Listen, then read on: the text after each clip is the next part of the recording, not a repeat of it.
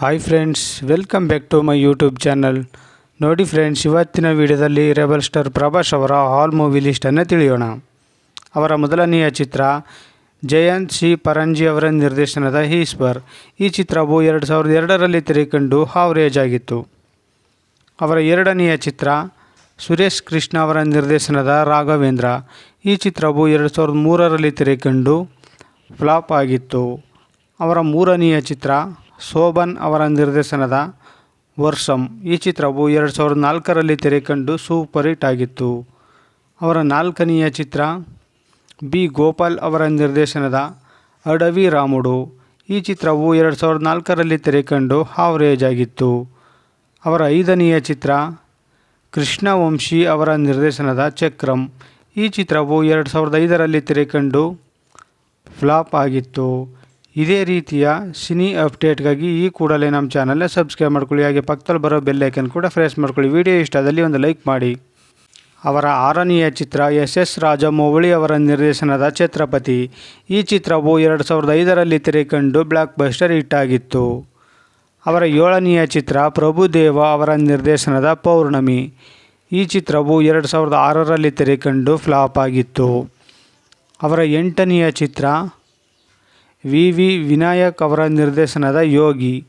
ಈ ಚಿತ್ರವು 2007ರಲ್ಲಿ ತೆರೆಕಂಡು ಹಾವರೇಜ್ ಆಗಿತ್ತು. ಅವರ ಒಂಬತ್ತನೆಯ ಚಿತ್ರ ವಂಶಿ ಪಡೈಪಲ್ಲಿ ಅವರ ನಿರ್ದೇಶನದ ಮುನ್ನ. ಈ ಚಿತ್ರವು 2007ರಲ್ಲಿ ತೆರೆಕಂಡು ಫ್ಲಾಪ್ ಆಗಿತ್ತು. ಅವರ ಹತ್ತನೆಯ ಚಿತ್ರ ಪುರಿ ಜಗನ್ನಾಥ್ ಅವರ ನಿರ್ದೇಶನದ ಬುಜ್ಜಿಗಾಡು. ಈ ಚಿತ್ರವು 2008ರಲ್ಲಿ ತೆರೆಕಂಡು ಫ್ಲಾಪ್ ಆಗಿತ್ತು.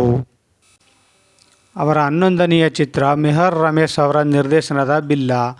ಈ ಚಿತ್ರವು 2009ರಲ್ಲಿ ತೆರೆಕಂಡು ಹಾವರೇಜ್ ಆಗಿತ್ತು.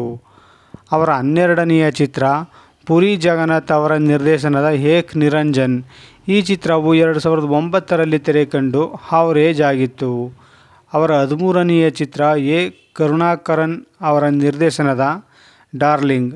ಈ ಚಿತ್ರವು 2010ರಲ್ಲಿ ತೆರೆಕಂಡು ಸೂಪರ್ ಹಿಟ್ ಆಗಿತ್ತು. ಅವರ 14ನೆಯ ಚಿತ್ರ ದಶರಥ್ ಅವರ ನಿರ್ದೇಶನದ ಮಿಸ್ಟರ್ ಪರ್ಫೆಕ್ಟ್. ಈ ಚಿತ್ರವು 2011ರಲ್ಲಿ ತೆರೆಕಂಡು ಹಿಟ್ ಆಗಿತ್ತು. ಅವರ 15ನೆಯ ಚಿತ್ರ ರಾಘವ ಲಾರೆನ್ಸ್ ಅವರ ನಿರ್ದೇಶನದ ರೆಬಲ್.